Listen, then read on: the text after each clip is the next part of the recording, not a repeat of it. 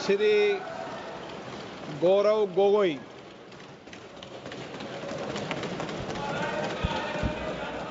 आदरणीय अध्यक्ष महोदय, पहले तो मैं आपका संरक्षण चाहता हूं। जब आदरणीय मंत्री महोदय बोल रहे थे, आपने विपक्ष से किसी को भी पॉइंट ऑफ ऑर्डर उठाने का अवसर नहीं दिया। मंत्री महोदय बिना किसी पॉइंट ऑफ ऑर्डर के बिना उन्होंने अपनी बात रखी। वही संरक्षण आप मुझे दे, मैं वही अपेक्षा करता हूं। मंत्री महोदय ने अपनी पूरी बात रखी, आपने उनको कुछ नहीं कहा। उन्होंने राजनीतिक आरोप लगाए, उन्होंने हाउस को मिसलीड किया, आपने सुना। वही संरक्षण। एक बात है गौरव जी, आप हमेशा सदन पर ये कैसे आरोप लगा सकते हैं कि आपने उनको कुछ नहीं कहा? मैंने फिर कहा आपको, इस सदन में, प्लीज बैठिए, इस सदन में संसदीय व्यवस्था के अनुसार सबको समय आवंटित होता है। आवंटित दल का माननीय सदस्य अपनी बात रख सकता है। जब मैंने व्यवस्था दे दी कि कोई माननीय सदस्य बोलेगा, उसके बीच में आज शून्यकाल पॉइंट ऑफ ऑर्डर नहीं दिया जाएगा तो नहीं दिया जाएगा। माननीय गौरव गोगोई।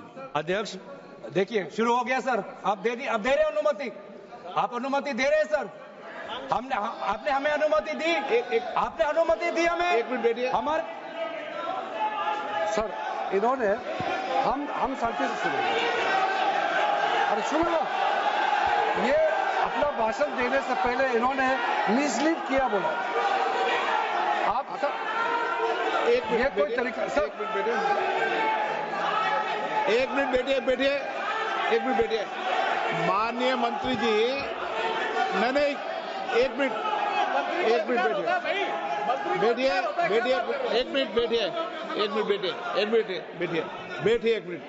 ठीक है, बैठिए। एक मिनट बैठिए। मैंने माननीय मंत्री जी को आपके भाषण के टोकने के लिए अलाउ नहीं किया है। वह आपने तो भाषण शुरू नहीं किया था। नहीं शुरू करने वाले थे, वह दूसरे विषय पर अपनी बात करना चाहते। आपके भाषण को नहीं काट रहे आप। नहीं, आपके भाषण को, वो तो अपनी बात कोई दूसरे विषय पर रखना चाहते हैं। मेरा सर इतना कहना है कि हम लोग शांति से बैठ के सुनेंगे। चर्चा का पूरा टाइम तय हो चुके हैं, हम लोग नोट करेंगे, सबका बात सुनेंगे। मेरा सिर्फ इतना ही अनुरोध है कि जैसे कि माननीय सदस्य कहेंगे कि मैंने मिसलीड किया, तो कौन सा पॉइंट मिसलीड किया वो बता दे।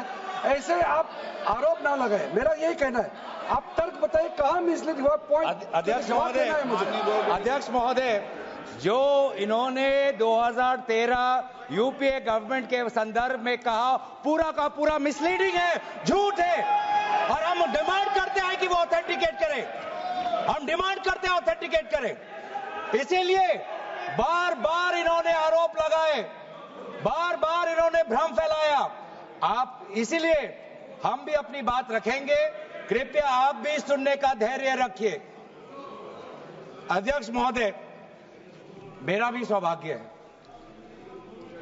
कि पिछले सदन में मैं अयोध्या राम मंदिर पर अपने पार्टी का मैंने अपना व्यू, अपने पक्ष रखा, और आज वक्फ संशोधन 2025 पर अपनी दल का और विपक्ष की तरफ से अपना पक्ष रखा। और अयोध्या राम मंदिर में भी और आज के वक्फ के संशोधन में भी मेरा एक ही मार्गदर्शक है, वो है भारत का संविधान। भारत का संविधान जो कहता है कि हमारा भारत में हर व्यक्ति को सामाजिक, आर्थिक और राजनीतिक न्याय, विचार, अभिव्यक्ति, विश्वास, धर्म और उपासना की स्वतंत्रता, और साथ साथ में यह कहता है कि व्यक्ति की गरिमा और राष्ट्र की अखंडता सुनिश्चित करने वाली बंधुता। ये बिल आज इस संविधान के इस जो मूल जो ढांचा है उस पर आक्रमण है, और इनकी जो पूरा जो भाषण था वो हमारे संविधान के इस मौलिक अधिकार पर, हमारे संघीय ढांचे पर एक आक्रमण था। आज इस सरकार का इस बिल के द्वारा 4 इनके मूल उद्देश्य हैं। पहला मूल उद्देश्य है कि संविधान को कमजोर करना, टू डाइल्यूट द कॉन्स्टिट्यूशन। इनका दूसरा उद्देश्य है भ्रम फैलाना, to defame the minority communities of India. इनका तीसरा उद्देश्य है to divide the Indian society. हमेशा एक हमारे बीच में एक लिटिगेशन चलता रहे, मसला और बढ़ता जाए, ये उनका उद्देश्य है। और चौथा इनका उद्देश्य डाइल्यूट, डिफेम, डिवाइड, और चौथा इनका उद्देश्य है to disenfranchise the minority communities. आज माइनॉरिटी कम्युनिटीज के प्रति अपनी संवेदना जता रहे हैं। सर, कुछ हफ्ते पहले देश में विभिन्न जगहों में लोगों ने ईद की शुभकामनाएं एक दूसरे को दी, और क्या आपको पता है कहां इनकी डबल इंजन की सरकार ने लोगों को रास्ते पे ईद का नमाज भी पढ़ने नहीं दिया। और ये बात करेंगे आप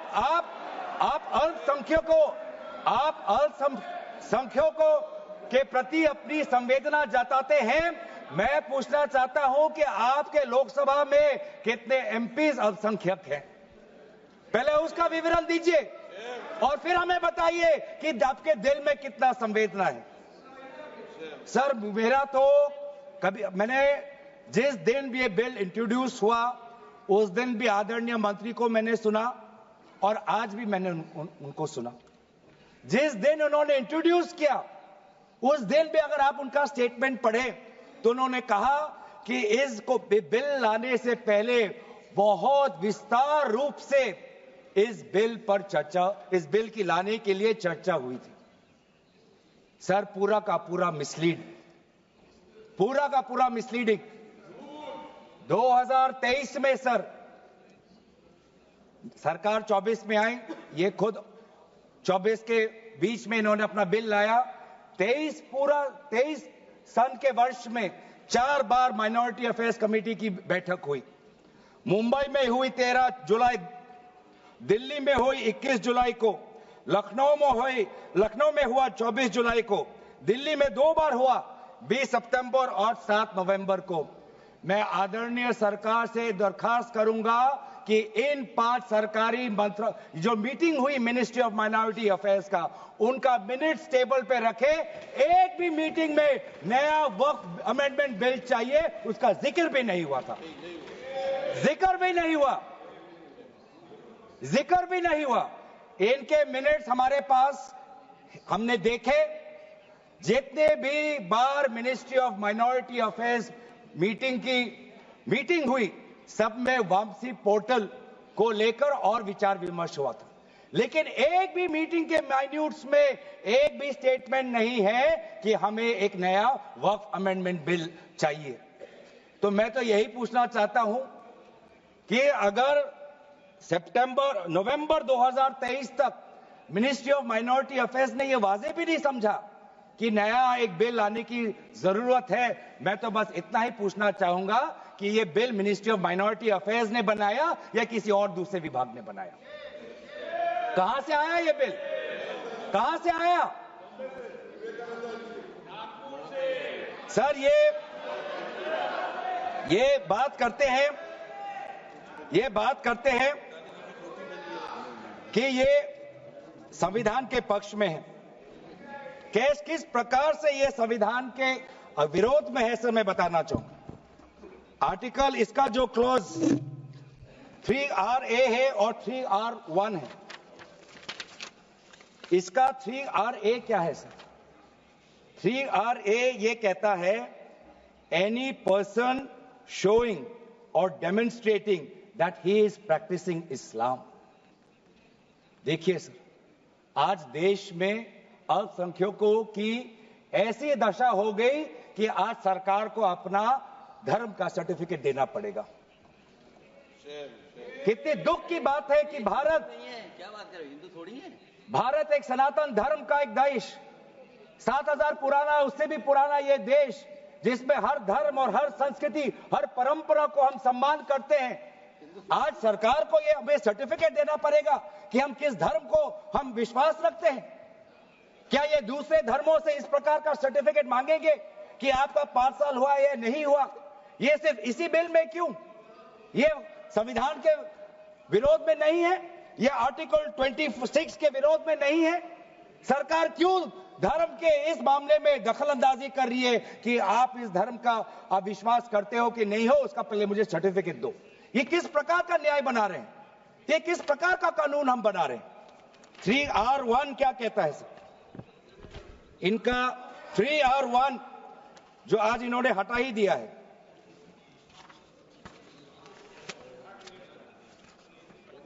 R1 कहता है a waqf by user, but such waqf shall not cease to be a waqf by reason only of the user having ceased, irrespective of the period of such session. ये इसके हटाने की क्या जरूरत थी सर? ये हमारा बार बार विभिन्न जजमेंट के द्वारा ये पूरा वक्फ बाय यूजर और इसके बारे में विभिन्न जजमेंट आए सर। दिस एक जजमेंट पढ़ना चाहूंगा। M Siddique, Ram Janmabhoomi, Muslim law does not require an express declaration of a waqf in every case. The dedication resulting in a waqf may also be reasonably inferred from the facts and circumstances of a case or from the conduct of the waqif. तो ये बार बार ये सब विभिन्न judgement के द्वारा वक्फ और ये जो पूरी इनकी जो परंपरा है, विभिन्न जजमेंट ने ताकत दी और आज यही विभिन्न क्लॉजेस के द्वारा जजमेंट्स को भी और हाईकोर्ट के ताकत को भी ये कमजोर कर रही है। सर पहले वक्फ क्या है ये भी हमें समझना चाहिए। वक्फ means the permanent dedication by any person of any movable or immovable property for any purpose recognised by the Muslim law as pious, religious, charitable.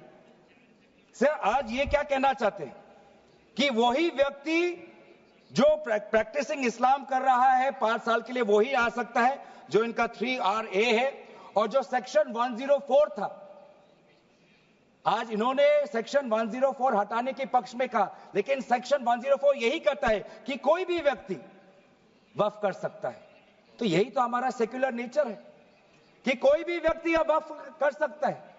अब ये जो अधिकार है एक व्यक्ति का, आप उस अधिकार को आप क्यों छीन रहे हो? सिर्फ ऑप्टिक्स सर, इनको बाहर दिखाना है कि हम ये बहुत बड़ा काम कर रहे हैं।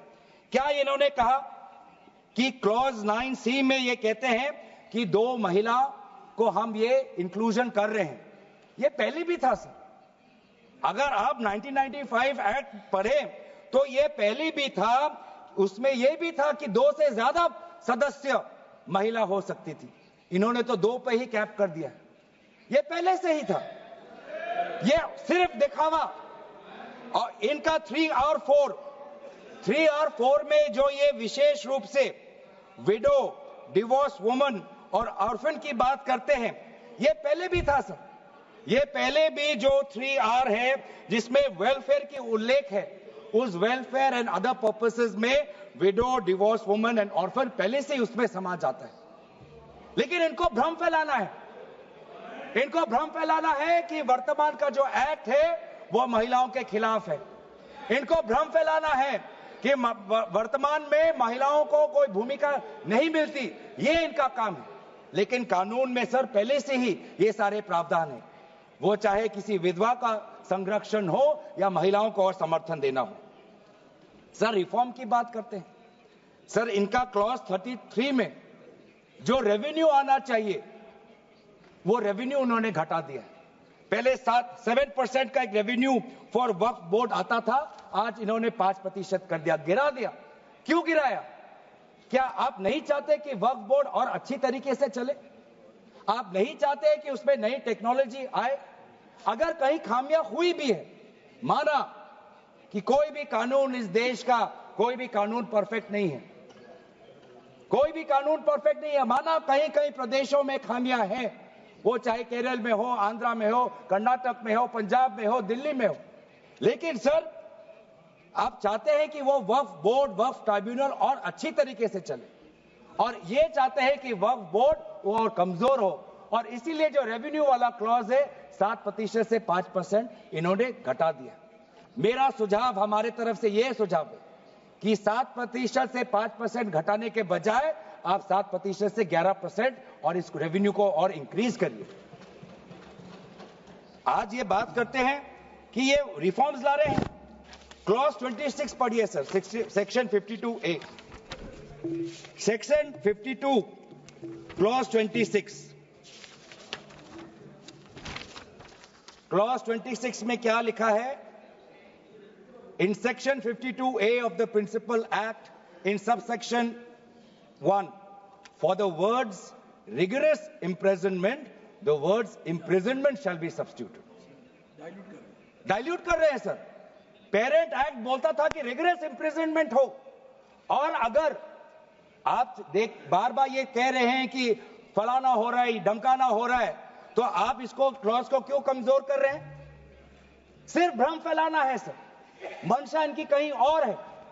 मंशा सर, मैं भी एक टिप्पणी देना चाहूंगा कि आज ये एक विशेष समाज के जमीन पर इनकी नजर है, कल समाज के दूसरे अल्पसंख्यकों के जमीन पर इनकी नजर जाएगी। आज ये बिल सिर्फ एक विशेष समुदाय के जमीन पर इनकी नजर है, कल दूसरे समुदायों के जमीन पर इनकी नजर जाएगी। बार बार ये बिल सर, इतना संशोधन की जरूरत है। ये मैं नहीं कहता कि संशोधन की जरूरत नहीं है। मंत्री महोदय ने बार बार इसका जिक्र किया कि ये बिल कितनी बार इसका संशोधन हुआ। इसकी शुरुआत आप जहां से भी पकड़े, आप 1810, 1817, उसके बाद 1954, 1984, 1995, सच्चर कमेटी, रहमान कमेटी 2003। संशोधन चाहिए सर। मैं नहीं कहता कि हम संशोधन के विपक्ष में नहीं, लेकिन संशोधन इस प्रकार का हो जिससे बिल का रूपायन, जिससे बिल और ताकतवर बने। और इन्होंने ऐसे संशोधन लाए हैं जिससे बिल से इस देश में और यहां पे समस्या बढ़ेगी और मसले बढ़ेंगे और लिटिगेशन होगा। सर ये इनका क्लॉज 40A पढ़िए सर। इनका clause 40A, section 107, on and from the commencement of the Waqf Amendment Act 2025, the Limitation Act 1963 shall apply to any proceedings। Sir, इससे पहले आप जितने बार भी आप इतिहास में जाए, हर बार, क्योंकि ये वक्फ, ये जो प्रक्रिया है, जब से हमारे देश में इस्लाम आया तब से ये प्रक्रिया चल रही है। बहुत से ऐसे कब्रिस्तान हैं जहां पे कोई पेपर्स नहीं है, कागज नहीं है, लेकिन जजमेंट है, जजमेंट इनके पक्ष में है। और आज बार बार हमने कहा है कि लिमिटेशन एक्ट इसको बढ़ाया जाए, क्योंकि ये प्रैक्टिकल एक समस्या है। लेकिन आज ये नहीं चाहते। क्यों? क्योंकि ये चाहते हैं कि अलग अलग देश के अलग अलग कोने में यहां केस लगे, वहां केस लगे, यहां केस लगे। तो जो भी हमारे यहां पे एक भाईचारा का एक वातावरण है, उस भाईचारे के वातावरण को ये तोड़ना चाहते हैं। ये इनकी राजनीतिक उद्देश्य है। सर, ये बात करते हैं कि किस तरीके से ये इन्होंने बोर्ड का डाइल्यूशन किया है। क्लॉज 44, क्लॉज 44 कहता है कि ये जो सेक्शन 110 है वो पूरी तरीके से हटा दिया है। सेक्शन 110 क्या है? Section 110 sir, powers to make regulations by the board, ये पूरा हटाना चाहते हैं। उसमें क्या लिखा है पेरेंट एक्ट में? The board may with the previous sanction of the state government, मतलब राज्य सरकार की अनुमति के द्वारा बोर्ड कुछ नियम बना सकते हैं। इन्होंने पूरा वो हटाना की कोशिश कर रहे। क्लॉजेस F और G ये हटाने की कोशिश कर रहे। राज्य सरकार की पावर्स या जी कम करने की कोशिश कर रहे। आप क्लॉज 43 पढ़िए, इसका सेक्शन 109, जिसमें क्लॉज 1A और क्लॉज 4 ओमिट करता है। सेक्शन 109 क्या है? सेक्शन 109 है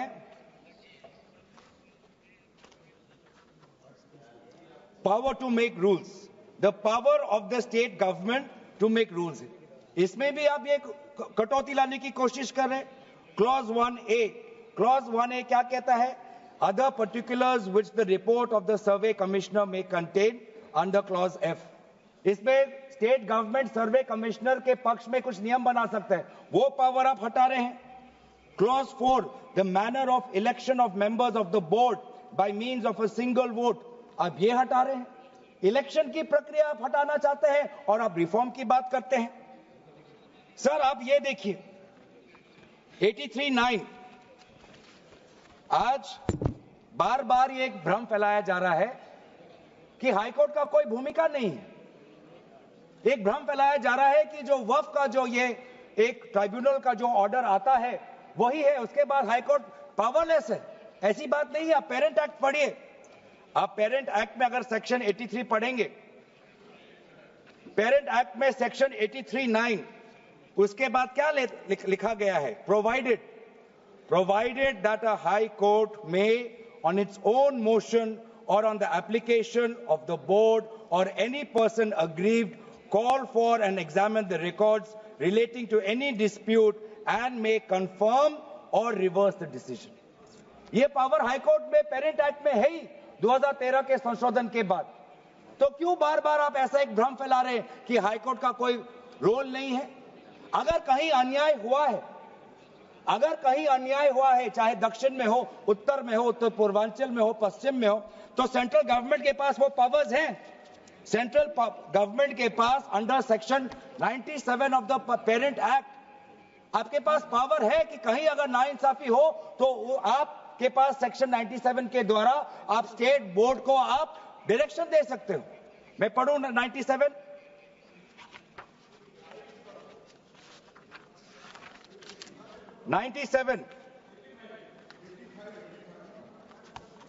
Directions 96 for the power of the central government to regulate secular activities of OCF. Powers 97 directions by state government subject to any directions issued by the central government under section 96. The state government from time to time give to the board such general or specific directions as the state government thinks fit. मैं जानना चाहूंगा, आपके बहुत जगह आपकी double engine की सरकार है, बहुत जगह आपकी डबल इंजन की सरकार है, कहीं कहीं आपकी सहयोगी दल की भी सरकार है। आपने पिछले 10 साल में कितने बार इस सेक्शन 97 का आपने इसका इस्तेमाल किया? कहीं भी आप अगर नाइंसाफी हुआ तो कितने बार आपने सेक्शन 97 का आपने इस्तेमाल किया? उसका बोलिए, फिर जाके बोलिए कि ये जो पेरेंट एक्ट है ये कमजोर एक्ट है। पूरी ताकत दी हुई है, अगर कहीं गलती हुई है, कहीं सुधारना है, हमारी संवेदना है, वो चाहे केरला में मवम की हो बात हो, संवेदना है हमारी, पर आपके पास भी वो ताकत है। आपने कितने बार इस ताकत को आजमाया? सर आज आप देखिए कितनी दुख की बात है। सेक्शन 64 क्लॉज 29 64 ये एक्ट सर क्या लिखा है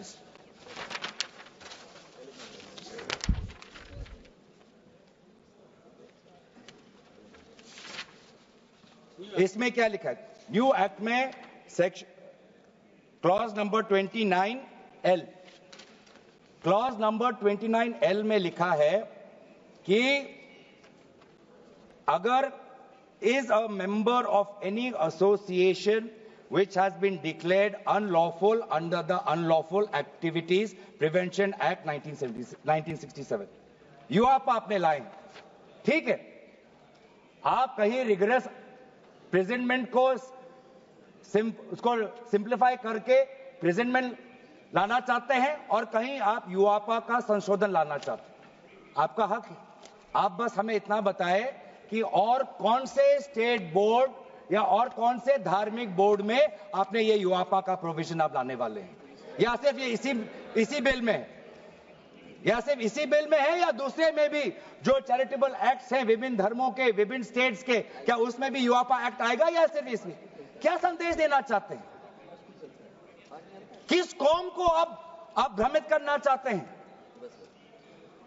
बार बार उस कौम को जिसने भारत की स्वतंत्रता की लड़ाई लड़ी है, उस कौम को जिसने 1857 में उन्होंने मंगल पांडे के साथ उन्होंने अपनी शहादत दी, आप उस कौम पर आप दाग लगाना चाहते हैं जिसमें लगभग 2 लाख उलेमा शहीद हुए, आप उस कौम पर दाग लगाना चाहते हैं?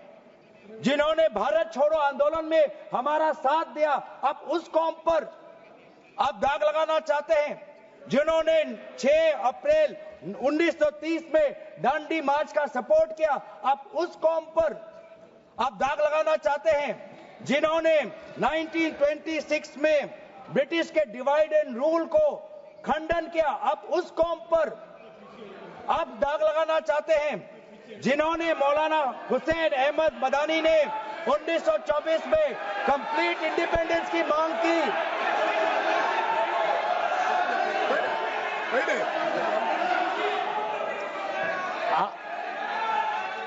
जब आप लोग भारत छोड़ो आंदोलन का समर्थन नहीं कर रहे थे, उस कौम ने भारत छोड़ो आंदोलन का समर्थन किया।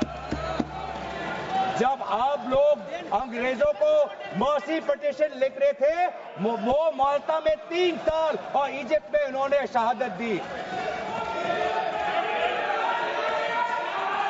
आप किस कौम पर दाग लगाना चाहते हो? जिन्होंने 1924 में जिन्ना के 2 नेशन की थियरी को पूरी तरीके से नकारा, आप उस कौम पर लगा रहे हो। सर यही है इनका डिवाइड एंड रूल, यही है इनका डिवाइड एंड रूल। बहुत लोग पूछते हैं सर हमारा राष्ट्रवाद क्या है?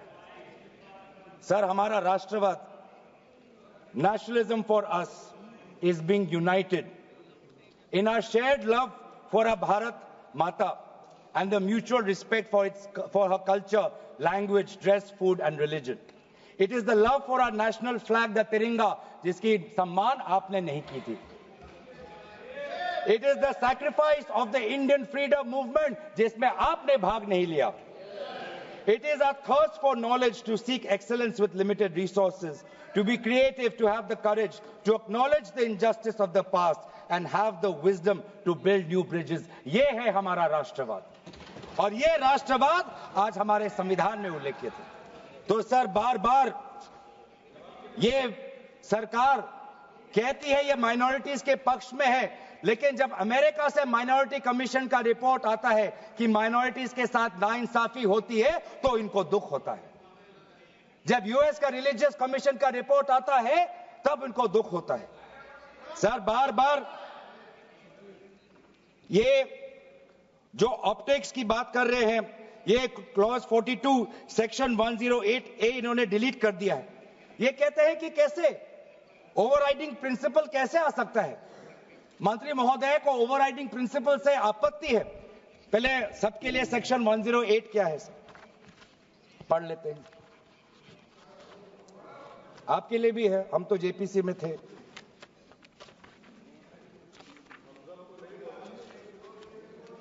और सर जेपीसी में भी सर दुख की बात करनी पड़ेगी सर कि जेपीसी में ये कहते हैं कि सबका इन्होंने राय सुना, लेकिन आपको भी पता है विपक्ष के द्वारा एक भी संशोधन को इन्होंने स्वीकार नहीं किया. ये किस प्रकार का? हमने भी बहुत से जेपीसी देखे हैं सर, ऐसा जेपीसी नहीं देखा जहां पर क्लॉज बाय क्लॉज डिस्कशन भी नहीं हुआ सर. पूरी तरीके से वोटिंग हो गई. एक मिनट माननीय सदस्य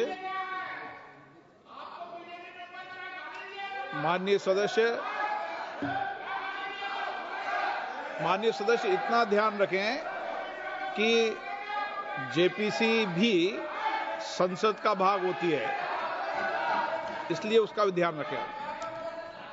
सर इन्होंने जेपीसी की बात की. अगर इन्होंने ये नहीं करते कि जेपीसी में बहुत विस्तार रूप से चर्चा हुआ तो मैं भी नहीं करता.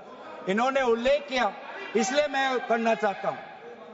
इन्होंने उल्लेख किया कि बहुत से लोग आए जेपीसी में. सर ऐसे भी लोग आए जिनको वक्फ को लेकर उनका कोई जानकारी भी नहीं थी, कोई जानकारी नहीं थी सर. ऐसे भी आए सर. जेपीसी के मुद्दे हम बार बार हमने स्पीकर को चिट्ठी के द्वारा अवगत किया है, इसलिए हम उठा रहे हैं सर. इसमें 108A ये हटाना चाहते हैं जिसमें power to have overriding effect. लेकिन ये जो प्रिंसिपल है ओवरराइडिंग का सर, ये आज भी विभिन्न स्टेट एक्ट्स में ये है. तेलंगाना के एक्ट में आज भी ओवरराइडिंग प्रिंसिपल है. तमिलनाडु के एक्ट में आज भी ये ओवरराइडिंग प्रिंसिपल है. आज भी आरटीआई एक्ट में इंफॉर्मेशन टेक्नोलॉजी एक्ट में 2000 में नालसा जैसे यूनिवर्सिटी में ये ओवरराइडिंग प्रिंसिपल है। तो इसीलिए आपको सिर्फ यहां पर आपको ओवरराइडिंग प्रिंसिपल से आपको मुश्किल है, लेकिन जो दूसरे एक्ट्स में जो ओवरराइडिंग प्रिंसिपल है सेक्शन 108A के द्वारा सिमिलर प्रोविजंस है, उसमें आपको तकलीफ नहीं है। सर मैं भी अपने जैसे इन्होंने हमारे कुछ दोस्तों को सलाह दी, मैं भी इनके कुछ दोस्तों को सलाह देना चाहता हूं। सर क्लॉज 40A सेक्शन 107 जो लिमिटेशन एक्ट जो हटाया गया है, सर आंध्र प्रदेश के एक्ट में ये लिमिटेशन एक्ट ऐसा ही एक लॉ है जैसे पेरेंट एक्ट में है। तो मैं भी इनके आंध्र प्रदेश के सदस्यों को मैं कहना चाहता हूं कि जो प्रोविजन आपके आंध्र प्रदेश के एक्ट में है, आज वैसे प्रोविजन ये सरकार हटाने वाली है। आपको भी बाद में आंध्र प्रदेश में अपनी जनता को उत्तर देना पड़ेगा।